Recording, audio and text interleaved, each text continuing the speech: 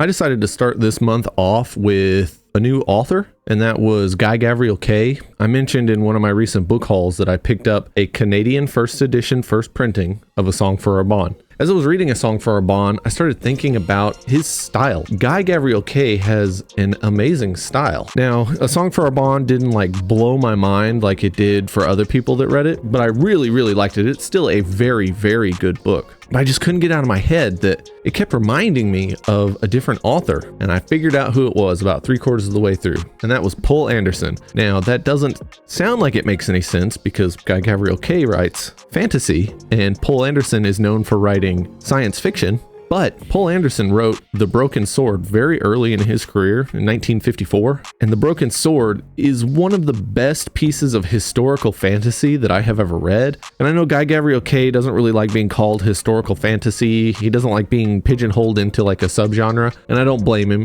It's incredibly stupid that everything has to be pigeonholed.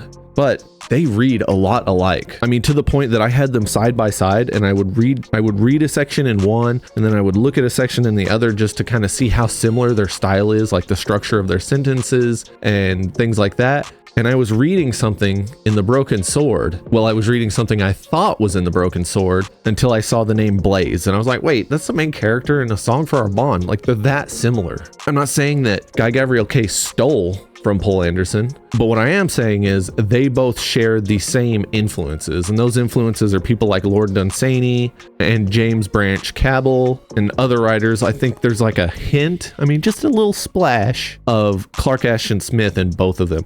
Clark Ashton Smith writes like a fever dream, closer to Dunsany, but those pieces are still there. And I was reading an interview with Guy Gavriel Kay, and he straight up said, he's like, there's a very fine line between influencing and kind of copying, but that line, I don't even think it should exist. Everything is a product of what you've read before. And so while I think a lot of people attribute Guy Gavriel Kay's writing style to Tolkien, I think that his overall style predates Tolkien's writing. I think they just share a lot of the same influences. And I don't know where this was going. I just wanted to talk about this before I got into my review.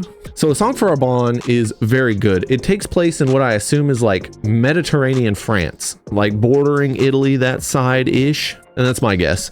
And it's great. The main character, if there can be a main character, he's the primary POV, is Blaze. He is a noble son of Gorhut, which I think is how you pronounce that. And he has left his country, basically exiled himself. And the reason he did is because the political situation there is just awful. There's a puppet king, and the puppet king is being controlled by Blaze's dad, who is the religious leader of the country. It's just this hot mess. His older brother's a drunk and hates his life.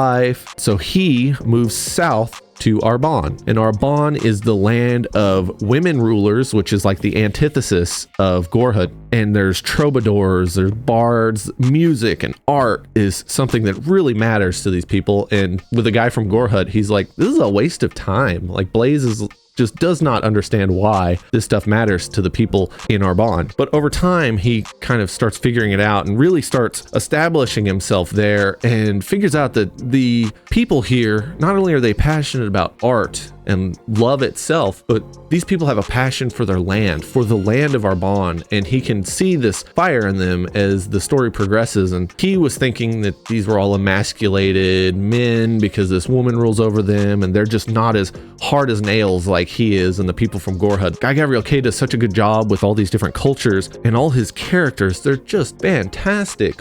Even the ones I don't really care about, I appreciate them, and they feel like real people. And you see Blaze go through this story and grow in a way that you don't see in a lot of fantasy. You don't see these people change for the better or change and become what they should be. And I think that is one of the huge things that's different in Guy Gavriel Kay's writing compared to Poul Anderson, because The Broken Sword leaves you broken. It is just dark fantasy, and A Song for Arbonne is not. It is just this beautiful, fantastical world that's inspired by our own. You get to explore it, and you see through the eyes of an outsider, which is always a wonderful writing trope to use. I'm not being sarcastic. I actually like it. So Blaze goes into Arbonne, and you learn about Arbonne as he learns about Arbonne. I'm going to take a minute to mention that there's a lot of songs in this book, and I did the audiobook which is a good thing because I skip songs in books. I'm that guy that read The Hobbit and The Lord of the Rings, and I skip the songs because I don't like them. Now, I have read them since then during rereads, but I'm not a song enjoyer. But the audiobook has a narrator who is amazing, and he sings the songs and he just belts those things out, man. It is like you have a bard singing them to you, which, if you think about it, a talented audiobook narrator is about as close to a bard as we're going to get. This book is wonderful. This is just going to be me talking about all sorts of cool things from the book. No spoilers, really. I just want to get into it. You have Blaze, who you find out very early in the book was like trained by like assassins or something, which is super cool.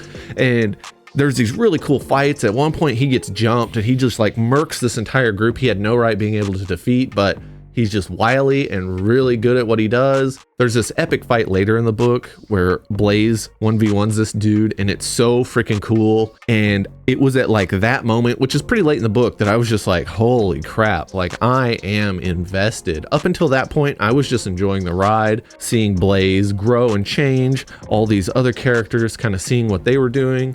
And I will say, this is some secondary world fantasy. And by that, I mean, there are a lot of proper nouns in this that going in, you're like, I don't know what any of this is. And it took me 60% of the book to kind of place each person that wasn't Blaze. They would introduce a character and I'd be like, okay, yeah, I got to pay attention to them. And then they'd come up later and I had to think about it. I'm like, wait, what were they earlier in the book? And there was a lot of mental processing being used to track all this stuff.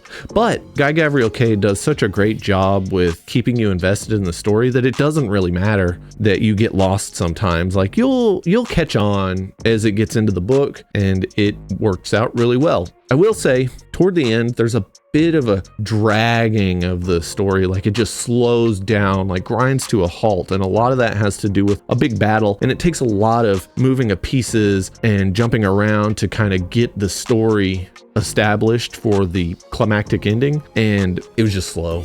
It reminded me a lot of like the Dread Empire books from Glenn Cook. About 70% of the way through those books, they start to drag ass, and it's because of something like that, like a big battle or setting something up for the ending, and just moving all those pieces around, it just kind of gets slow. It's not as bad as some of the Dread Empire books, but it was definitely there. It was the only time during the entire book that I thought maybe I should listen to something else for a little while. I'm kind of bored, but ended well. I'm very happy with the book. I am very glad that I finally read some Guy Gavriel Kay. And the reason this is the first one I read is because I was letting fate decide what my first Guy Gavriel Kay book was going to be. The first one I found at a bookstore was going to be the one I read. I found 2 of the 3 books in the Fiona of Our Tapestry trilogy, and they were in decent shape and they were cheap, but it was like a book club edition trilogy, and the third one cost twice as much as the first 2. So I was like, nah, this is a fateful sign that I shouldn't get this one. So then, while I was out and about 1,000 miles away from where I live, I found that first edition, first printing of A Song for Arbonne, and I thought, well, here we go. And it turned out great. I don't know if I'm going to let the next book be decided by fate, because I have found out about The Lions of Al Rassan, and it takes place in what is basically Moorish Spain. And there is no other time in history that I love more than southern medieval Spain.